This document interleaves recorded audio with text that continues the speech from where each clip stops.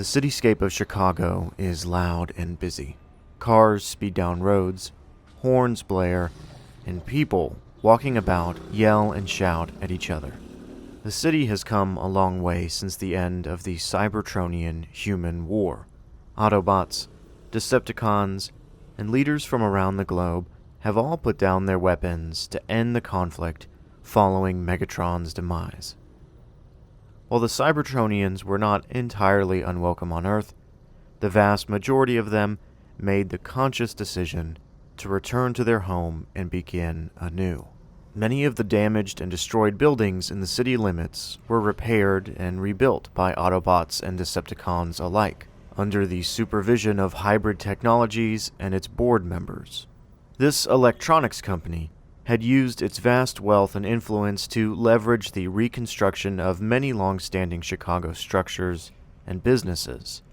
The head of this company, Astoria Carlton-Ritz, was just a young woman when the Cybertronians crash-landed on her home planet. Growing up with an absent father and a large company to handle, Astoria was able to find great joy in her companionship with the Autobot known as Powerglide. Now, a successful businesswoman in her later years of life, Astoria spends her days in her bed atop the floor of Hybrid Tech's skyscraper, suffering from a rare disease that will soon take her life. Astoria hears a knock at the door before it opens gently. A calm voice slips out from behind the door. Hey there. Astoria's daughter, Alila, walks in. Hey, kiddo. Doctor said you woke up yesterday, so I drove down. Glad you're still awake. I know it's not a short trip, especially through the city. I still don't know why you won't let me move you somewhere quieter. The last thing you need right now is Chicago outside your window. You know this city is everything to me. Someone had to rebuild it. Not sure why you had to get them to do it. You could have created more jobs for the people who actually live here. Astoria sighs and looks down at herself in the bed. In the years following the end of the war, she was instrumental in creating peace between Autobot leaders and the former Decepticon combiners known as the Constructicons. While few of them had survived the aftermath of the war, Astoria was able to use their expertise to speed up the reconstruction process of Chicago. While this did mean the rebuilding of the city went by faster, many criticized the use of alien enforcers over the local Chicago construction resources. We owed them our lives, honey. You weren't even born yet, but... I may not have been born yet, but I'm still suffering from their pointless war. Sure, they helped you rebuild the city, but weren't they the ones who wrecked it in the first place? They're gone now. And yet still, somehow, people like me have to live with the consequences. They weren't all bad. Alila looks away from her mother. She is struggling with what she knows will come next. She wants to avoid this topic, but she also wants more answers from her mother before it's too late. That red one, Power High. Powerglide. Alila shakes her head in disbelief and frustration. You know, even though they were long gone by the time I was born, I still heard the rumors. I saw the stories the news ran on TV. Oh, please don't even start. Mom, I know some of them had good intentions in the end, but how could you befriend them? They show up here on our doorstep and bring their war to us. And you just pick a side and help them destroy the planet? And why? Because one of them is cute? He was kind to me, Alila. I had just lost your grandfather, and I was alone. I was so lost at the time. Surrounded by board members 4 times my age, asking me how to run a company I knew nothing about. So yes, when Powerglide saved me from the Decepticons, of course I became his friend. God knows no one else would listen to me. Too afraid to say no because I was the heir to the company, but too stuck up to take me seriously. Mom, the stories they wrote about you. I never read them. I didn't give a damn. The world had a twisted way of viewing all of the Autobots. They saw my friendship with Powerglide and spun it into a tabloid nightmare.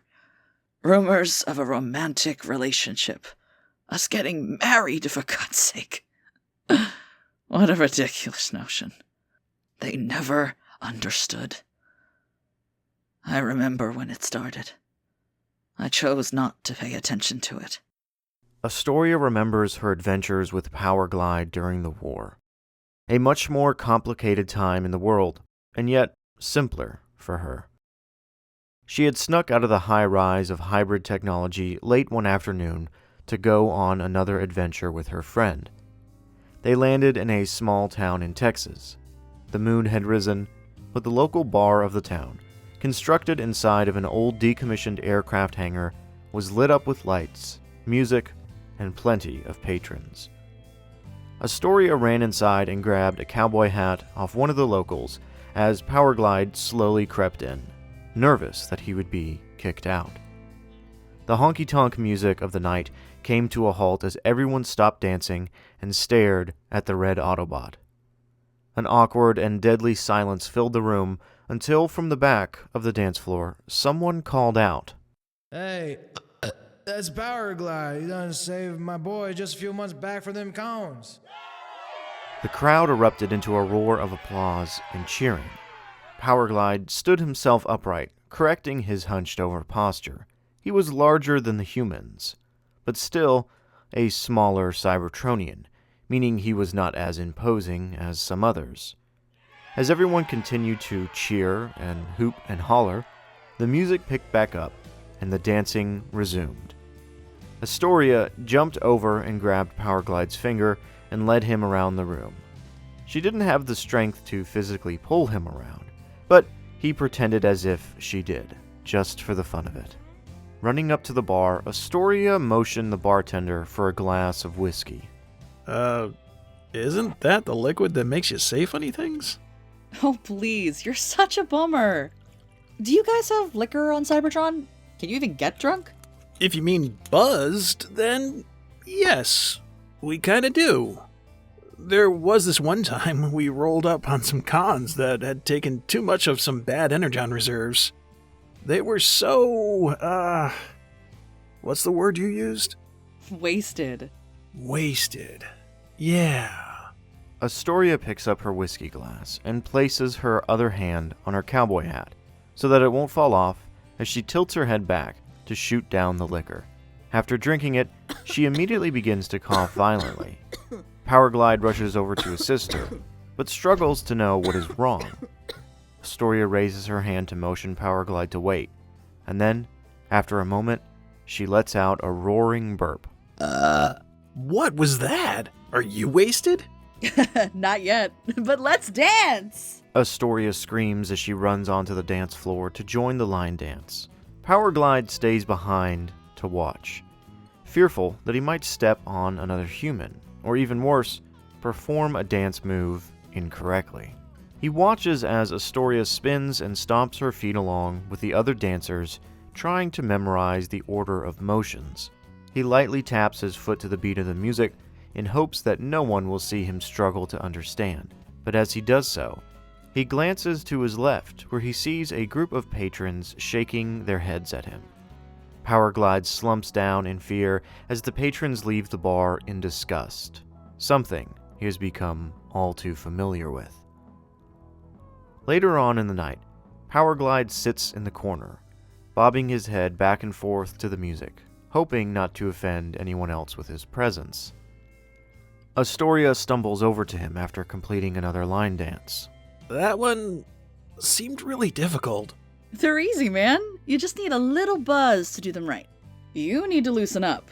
When was the last time you had Ratchet check your joints? Very funny. I'll have you know that I keep myself in perfect condition so as to ensure I meet human guidelines for flying. Yeah, whatever. I don't think flying across multiple states without permission is really allowed. Especially when you did that barrel roll right through the Golden Gate Bridge. Shh. No one knew that was me. Don't be so loud. Someone will hear you. Powerglide, you gotta relax. Look around. Everyone here loves you. We know not all you Cybertronians are bad guys. Not everyone thinks that, Astoria. Did someone say something to you in here? Where are they? I'll take care of him. No, stop. It's nothing. Just people looking at me. You gotta stop caring about that. People will always look. You're a frickin' airplane that turns into a sentient robot. You're always gonna be the life of the party. How? How do you not care what they think? What they say? Astoria puts her cowboy hat back on her head and turns to her friend. Honestly, I do care what they say. I do care how they look at me. But I can't let that change the way I live. We've got this war going on with your people on those Decepticreeps. The world is in shambles already. But I'm not gonna let that or anyone define me. I can't. Powerglide shakes his head in approval, but he is still unsure of himself. I wish I was brave like you. I just can't help but feel people looking at me all the time. Hey, Powerglide, Astoria stands to her feet. let's dance.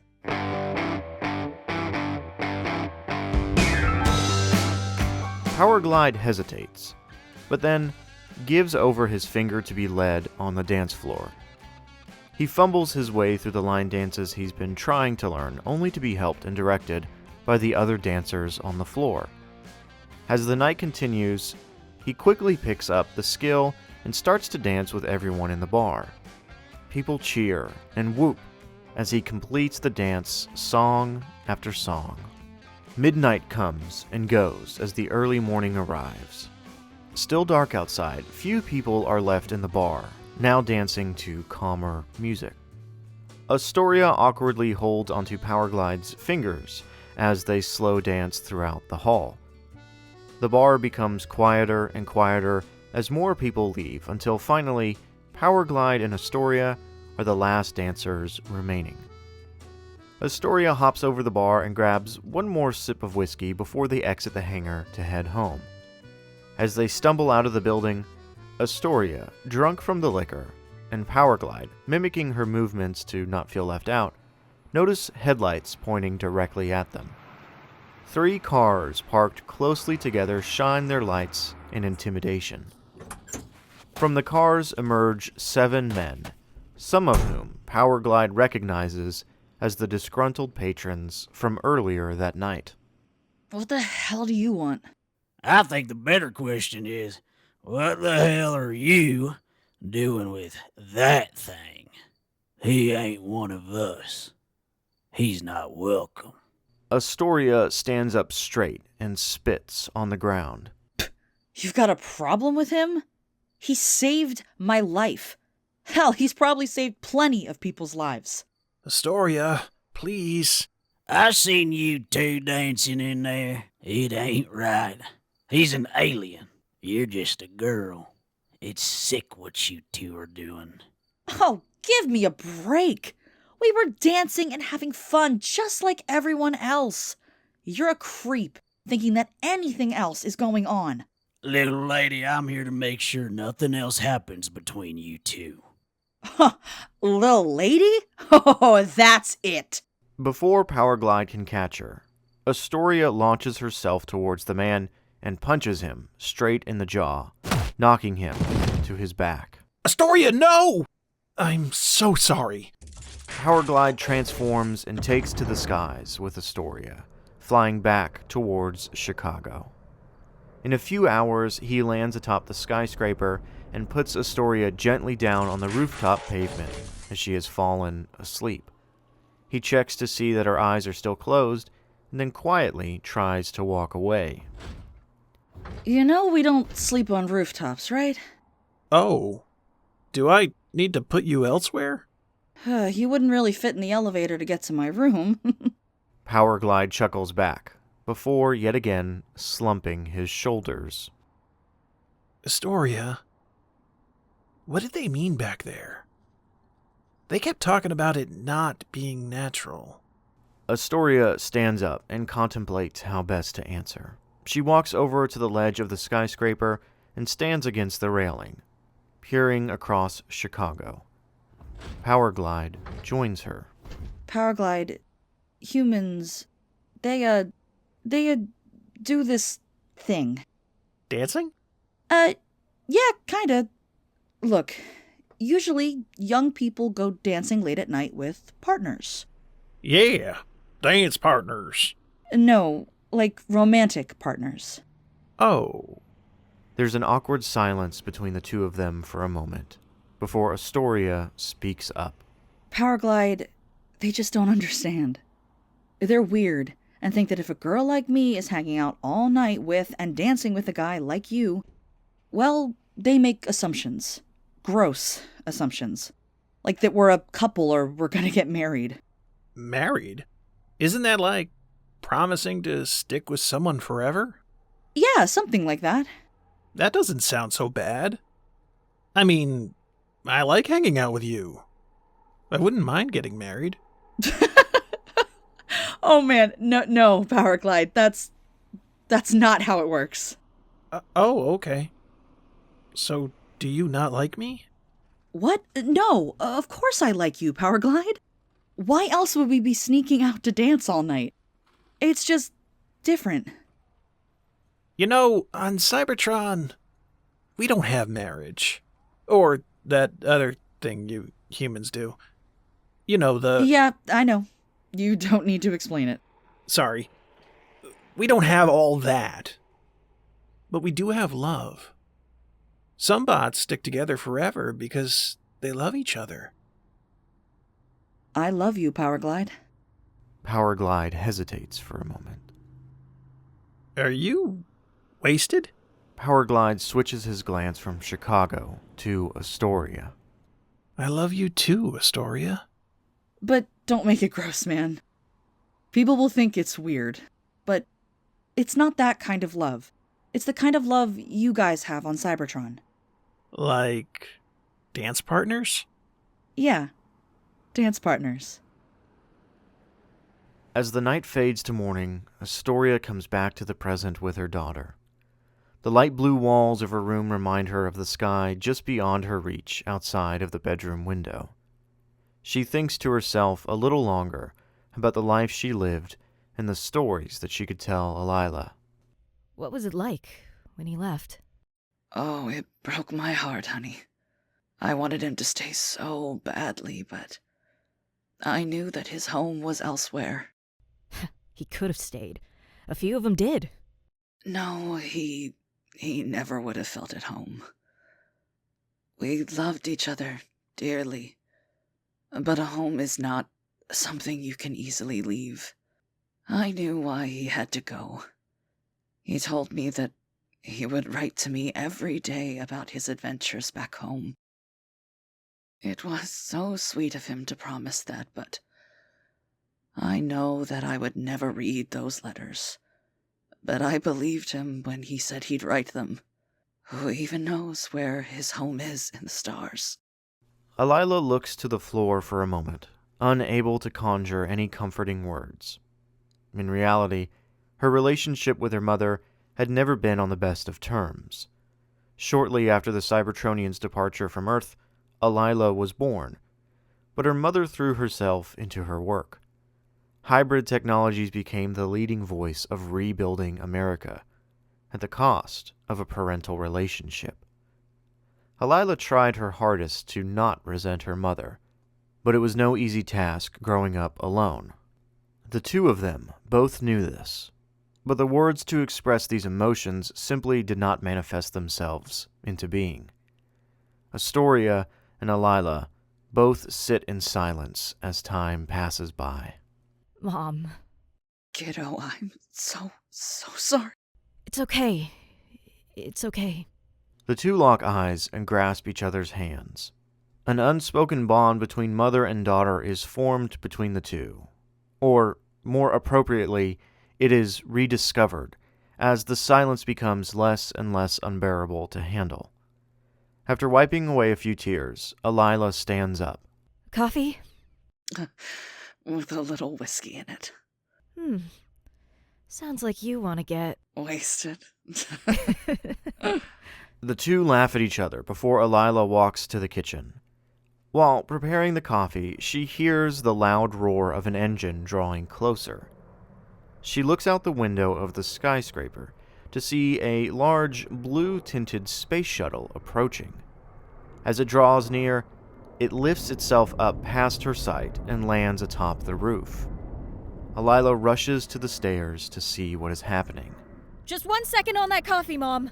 Alila rushes up the stairs in a mad dash to investigate the foreign craft. As she bursts through the roof's access door, there sits the shuttle. Along with it, its pilot. A Cybertronian clad in golden yellow panels, with small horns atop his head. He turns to Alila. Astoria? Bumblebee asks. No, Astoria is my mother. Oh, yes, children. I forgot humans did that. The two stand in awkward silence for a moment.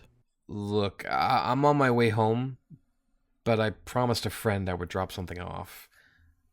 Saw the logo on the building, and he said they belonged to Astoria.